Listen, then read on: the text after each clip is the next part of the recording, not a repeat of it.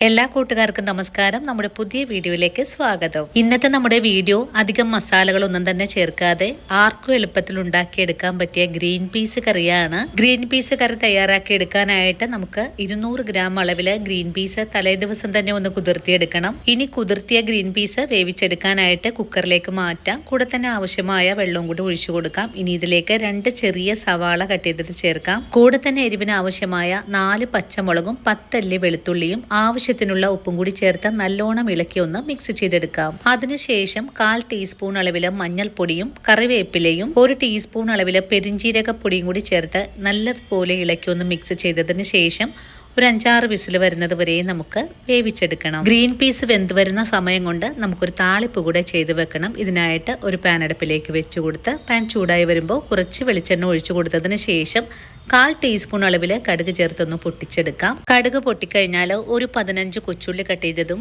2 പച്ചമുളകും കുറച്ച് കറിവേപ്പിലയും 2-3 താളിപ്പ് മുളകും കൂടി ചേർത്ത് നല്ലതുപോലെ ഇളക്കി ഒന്ന് മുരിച്ചെടുക്കാം. നല്ലോണം മുരിഞ്ഞു കഴിഞ്ഞാൽ നമുക്കിതൊന്ന് മാറ്റി വയ്ക്കാം. ഈ ഒരു സമയം കൊണ്ട് തന്നെ നമ്മുടെ ഗ്രീൻ പീസ് നല്ലതുപോലെ വെന്ത് വന്നിട്ടുണ്ട്. കറിക്ക് നല്ല കൊഴുപ്പ് കിട്ടുന്നതിനായിട്ട് വേവിച്ചെടുത്ത ഗ്രീൻ പീസ് ഒന്ന് നല്ലതുപോലെ ഉടച്ചുകൂടെ കൊടുക്കണം. അതിനുശേഷം താളിപ്പിലേക്കാണ് കറി ചേർത്ത് കൊടുക്കേണ്ടത്. ഇനിയിപ്പോൾ ഇതെല്ലാം കൂട്ടി യോജിപ്പിച്ച് ഒന്ന് ഇളക്കി കഴിഞ്ഞാൽ വളരെ സ്വാദിഷ്ടമായ ഒരു സിമ്പിൾ ഗ്രീൻ പീസ് കറി ഇവിടെ റെഡിയാണ്. ഇനിയിപ്പോൾ ചൂടോടുകൂടി തന്നെ നമുക്ക് കറി സെർവ് ചെയ്യാൻ പറ്റുന്നതുമാണ്. അപ്പോൾ ഇന്നത്തെ നമ്മുടെ വീഡിയോയും എന്റെ കൂട്ടുകാർക്ക് ഇഷ്ടപ്പെടുവാണെങ്കിൽ തീർച്ചയായിട്ടും നമ്മുടെ പേജ് ഒന്ന് ഫോളോ ചെയ്ത് ചേച്ചിയെ സപ്പോർട്ട് ചെയ്യാൻ മറക്കരുത്.